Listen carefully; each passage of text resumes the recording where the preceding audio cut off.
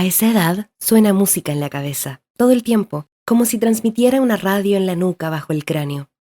Esa música un día empieza a bajar de volumen o sencillamente se detiene. Cuando eso pasa, uno deja de ser adolescente. Pero no era el caso ni de cerca de la época en que hablábamos con los muertos. Entonces la música estaba a todo volumen y sonaba como Slayer, Raining Blood. Empezamos con la copa en casa de la polaca, encerradas en su pieza. Teníamos que hacerlo en secreto porque Mara, la hermana de la polaca, le tenía miedo a los fantasmas y a los espíritus. Le tenía miedo a todo, era una pendeja estúpida. Y teníamos que hacerlo de día por la hermana en cuestión y porque la polaca tenía mucha familia. Todos se acostaban temprano y lo de la copa no le gustaba a ninguno porque eran recontra católicos. De ir a misa y rezar el rosario. La única con onda de esa familia era la polaca, y ella había conseguido una tabla ouija tremenda, que venía como oferta especial con unos suplementos sobre magia, brujería y hechos inexplicables que se llamaban El Mundo de lo Oculto, que se vendían en kioscos de revistas y se podían encuadernar.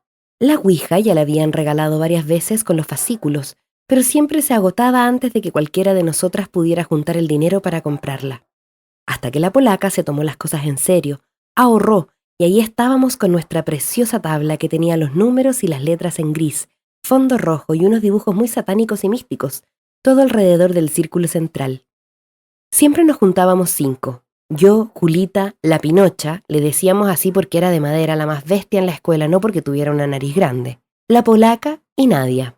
Las 5 fumábamos, así es que a veces la copa parecía flotar en humo cuando jugábamos y le dejábamos la habitación apestando a la polaca y a su hermana. Para colmo, cuando empezamos con la copa era invierno, así es que no podíamos abrir las ventanas porque nos cagábamos de frío. Así, encerradas entre humo y con la copa totalmente enloquecida, nos encontró Dalila, la madre de la polaca, y nos sacó a patadas. Yo pude recuperar la tabla y me la quedé desde entonces. Y Julita evitó que se partiera la copa, lo cual hubiera sido un desastre para la pobre polaca y su familia, porque el muerto con el que estábamos hablando, justo en ese momento parecía malísimo. Hasta había dicho que no era un muerto espíritu, nos había dicho que era un ángel caído. Igual a esa altura ya sabíamos que los espíritus eran muy mentirosos y mañosos y no nos asustaban más con trucos berretas como que adivinaran cumpleaños o segundos nombres de abuelos. Las 5 nos juramos con sangre, pinchándonos el dedo con una aguja, que ninguna movía la copa, y yo confiaba en que era así. Yo no la movía, nunca la moví, y creo de verdad que mis amigas tampoco. Al principio a la copa siempre le costaba arrancar, pero cuando tomaba envión parecía que había un imán que la unía a nuestros dedos. Ni la teníamos que tocar. Jamás la empujábamos, ni siquiera apoyábamos un poco el dedo. Se deslizaba sobre los dibujos místicos y las letras tan rápido que a veces ni hacíamos tiempo de anotar las respuestas a las preguntas. Una de nosotras siempre era la que tomaba nota, en el cuaderno especial que teníamos para eso. Cuando nos descubrió la loca de la madre de la polaca que nos acusó de satánicas y putas y habló con nuestros padres, fue un garronazo. Tuvimos que parar un poco con el juego porque se hacía difícil encontrar otro lugar donde seguir. En mi casa, imposible. Mi mamá estaba enferma en esa época y no quería a nadie en casa. Apenas nos aguantaba a la abuela y a mí. Directamente me mataba si traía compañeras de la escuela.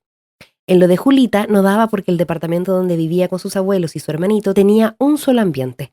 Lo dividían con un ropero para que hubiera 2 piezas, digamos, pero era ese espacio solo, sin intimidad para nada. Después quedaban solamente la cocina y el baño y un baloncito lleno de plantas de aloe vera y coronas de Cristo. Imposible por donde se lo mirara. Lo de Nadia era imposible porque quedaba en la villa. Las otras 4 no vivíamos en barrios muy copados, pero nuestros padres no iban a dejar ni en pedo pasar la noche en la villa, para ellos era demasiado. Nos podríamos haber escapado sin decirles, pero la verdad es que también nos daba un poco de miedo ir. Nadia, además, no nos mentía. Nos contaba que era muy brava la villa y que ella se quería ir lo antes que pudiera, porque estaba harta de escuchar los tiros a la noche y los gritos de los guachos repasados y de que la gente tuviera miedo de visitarla. Quedaba nomás lo de la Pinocha. El único problema con su casa era que quedaba muy lejos.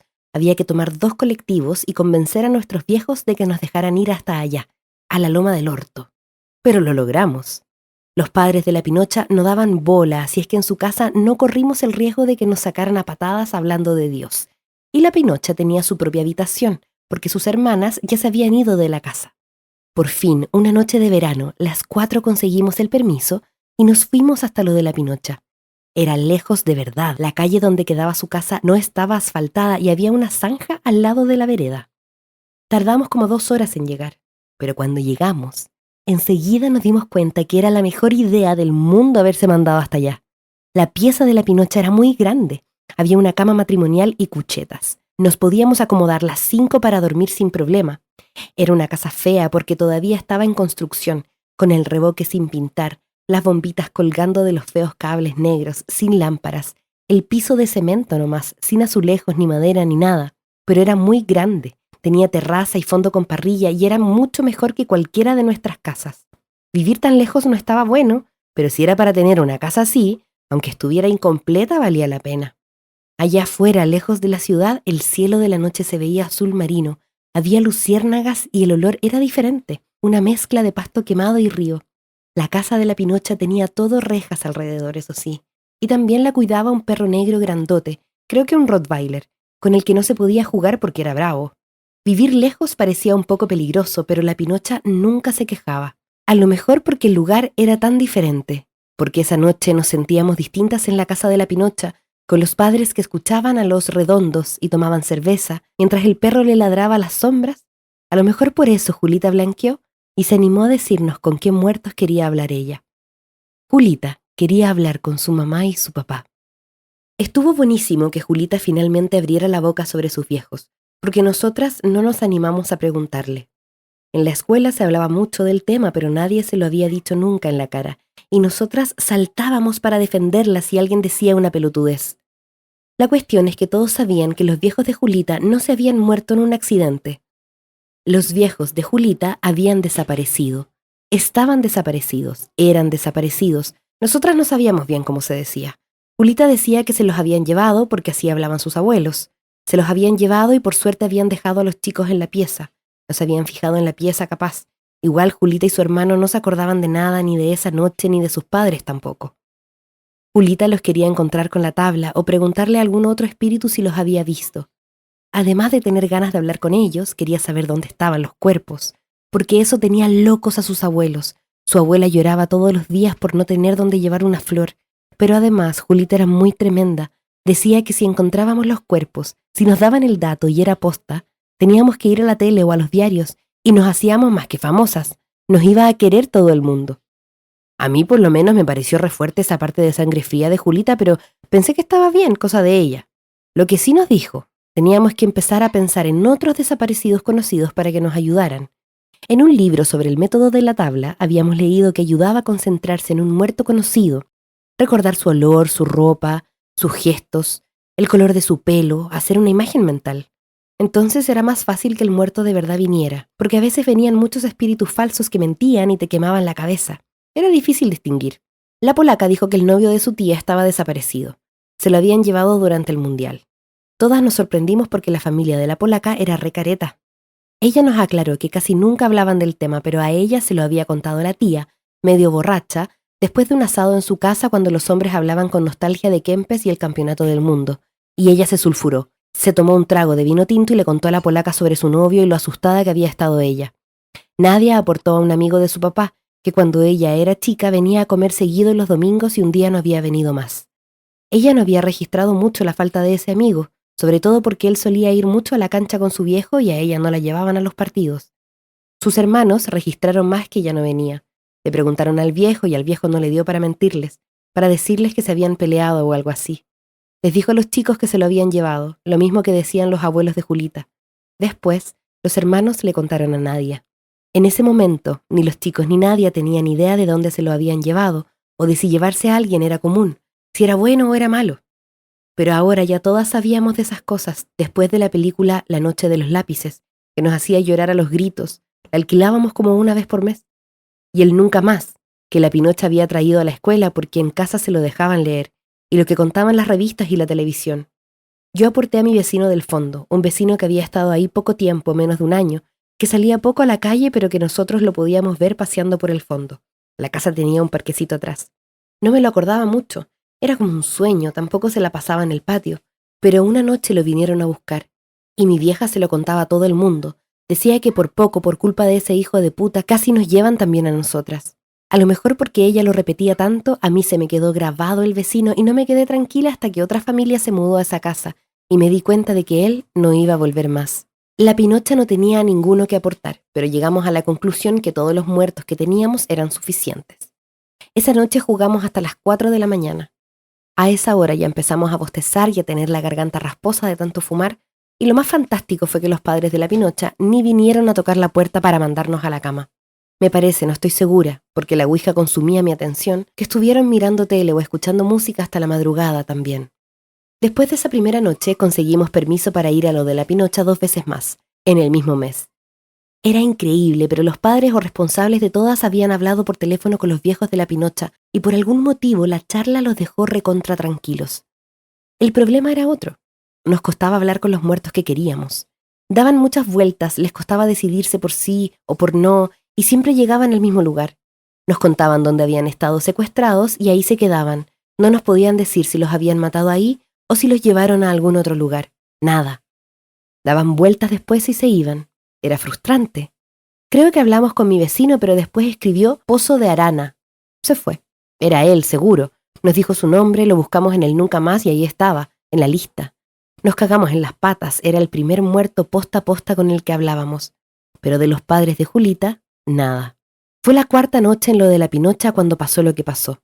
Habíamos logrado comunicarnos con uno que conocía al novio de la tía de la polaca. Habían estudiado juntos, decía. Era el muerto con el que hablamos. El muerto con el que hablamos se llamaba Andrés, y nos dijo que no se lo habían llevado ni había desaparecido. Él mismo se había escapado a México, y ahí se murió después, en un accidente de coche, nada que ver. Bueno, este Andrés tenía re buena onda y le preguntamos por qué todos los muertos se iban cuando les preguntamos a dónde estaban sus cuerpos. Nos dijo que algunos se iban porque no sabían dónde estaban, entonces se ponían nerviosos, incómodos. Pero otros no contestaban porque alguien les molestaba. Una de nosotras. Quisimos saber por qué, y nos dijo que no sabía el motivo, pero que era así. Una de nosotras estaba de más. Después, el espíritu se fue. Nos quedamos pensando un toque en eso, pero decidimos no darle importancia. Al principio, en nuestros primeros juegos con la tabla, siempre le preguntábamos al espíritu que venía si alguien molestaba. Pero después dejamos de hacerlo porque a los espíritus les encantaba molestar con eso, y jugaban con nosotras.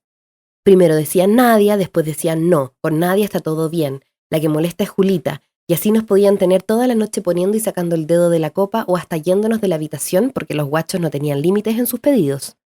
Lo de Andrés nos impresionó tanto igual que decidimos repasar la conversación anotada en el cuaderno mientras destapábamos una cerveza.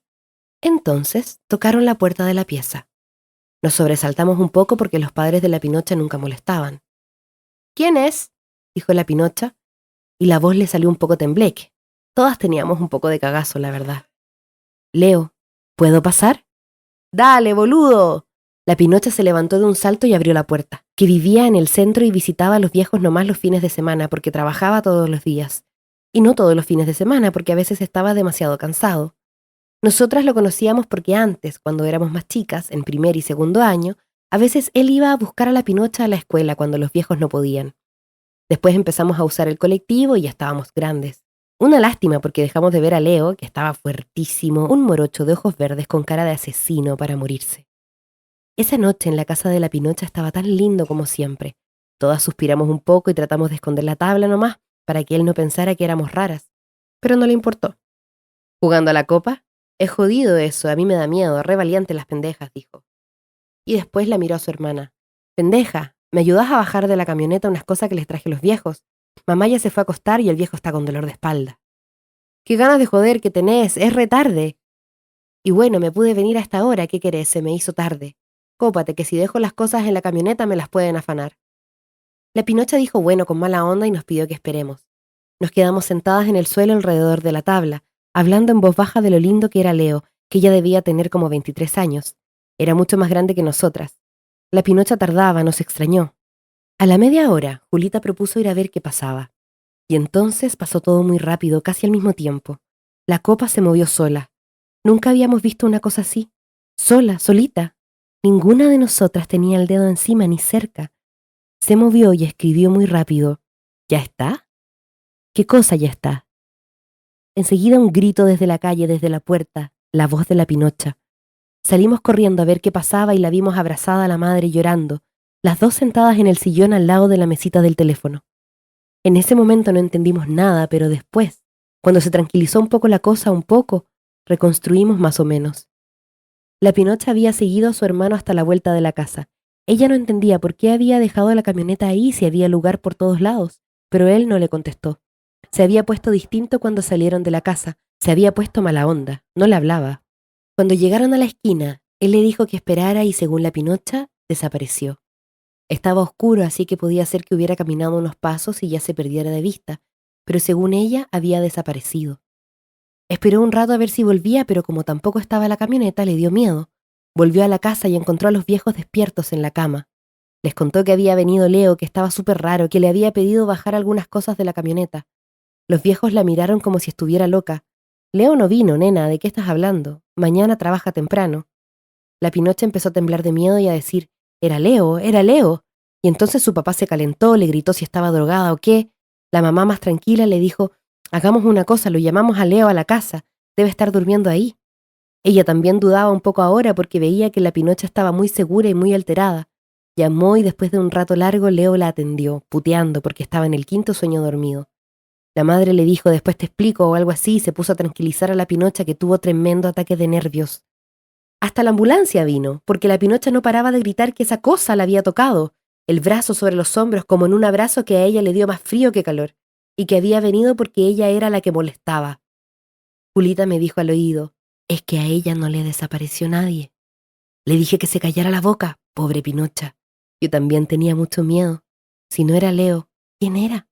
Porque esa persona que había venido a buscar a la Pinocha era tal cual su hermano, como un gemelo idéntico. Ella no había dudado. ¿Quién era?